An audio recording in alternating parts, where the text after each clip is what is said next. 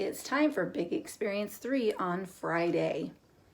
We're going to review weather a little bit more today as we wrap up this week of weather, but we'll be moving to seasons next week, and we'll be discussing the seasons in greater detail, but the seasons are characterized by the weather and changes in the weather, so we'll definitely still be talking about weather a little bit too.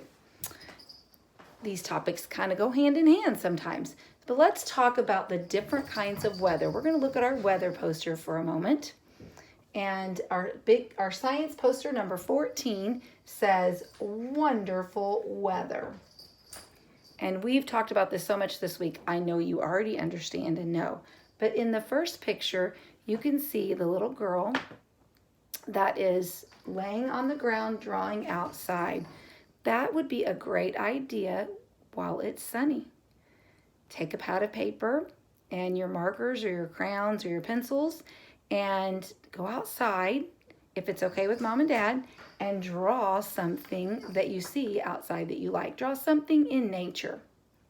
And we can thank God for all those beautiful things in nature. The next picture is rainy. And you can see that the rain is falling on the little girl. She's wearing all her rain gear.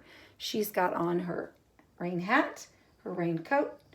She has on some pants. They almost look like they could be rain pants. I've never seen rain pants. And some boots. So it is definitely rainy in that picture. The next picture is windy. And we know that because the pinwheel that this little boy is holding up is blurry. If you have a pinwheel at home or something that spins in the wind like that, it's really fun to have it outside one of your windows where you can go peek at it. And if it's moving, you'll know there's wind outside. And if it's still and it's not moving, then there's no wind or a very, very, very light wind. The next picture is cloudy. You can see that it's gray and kind of dreary in that picture. And that is cloudy, lots of clouds. And sometimes when the clouds are really heavy and thick, they come down, they almost seem to touch us. And we can't seem to find the sun sometime on cloudy days. And the last picture is snowy. Snowy is a lot of fun. And as we've mentioned this week, we haven't had much chance to experience that here in Evansville, Indiana this winter. But you probably remember snow and playing in the snow. And we did have enough to make us visualize what snowy is. But I don't even know that we ever had enough to make a snow angel like this little guy is doing. So those are our different types of weather. And you've been working on that all week with your weather journal or your weather book. Ours says My Daily Weather Graphing. And we're going to look at what a week of our weather has looked like. Monday, it was sunny. You might not have done today's yet, and that's okay. I went ahead and did it so I could show you, but you can put yours together and complete it, and you'll have a weather journal for the week. Tuesday is cloudy. It was cloudy on Tuesday. Wednesday was also cloudy. I drew some little flowers. They were looking for the sun. Thursday was sunny. I just sound happier even when I say sunny. The sun makes us feel good, especially in the spring when we feel like we haven't seen it forever. And Friday, I went ahead and did Friday. There's some clouds and some sun. Sometimes the sun has to try to burn its way through the clouds in the sky, and we might call that partly cloudy, partly sunny. But I wrote sunny with clouds for today. So that's a week's worth of our weather. We can continue to look at the weather. You can graph the weather at home. You could take a piece of paper and make a picture of our wonderful weather here. Sunny, rainy, windy, cloudy, and snowy. And you could draw those down one side of your paper.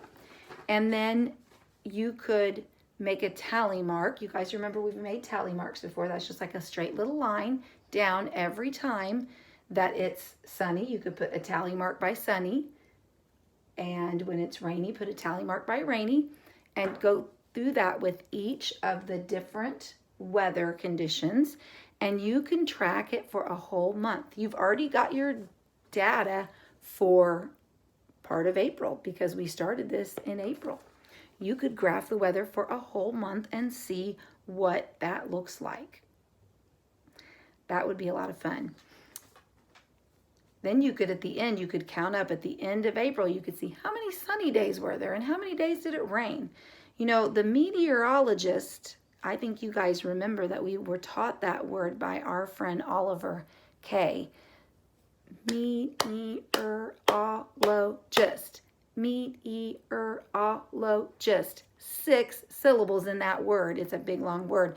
And the meteorologist study the weather. So you could be a meteorologist and study the weather for the month of April. So be sure that you finish your weather journal. I printed mine front to back to save paper, so I just made a 2-page book. You could cut yours and staple them all together in half a sheet, and your book might look like this. However you make your weather journal, that's great. I love that. And also, be sure to try some of the extra things that we've added. I'll post some more information tomorrow, even though it's the weekend, that your parents can do with you over the weekend. And I hope everyone enjoys their weekend and has a great weekend. Look for my information on Palm Sunday, and I will see you then. Bye, friends.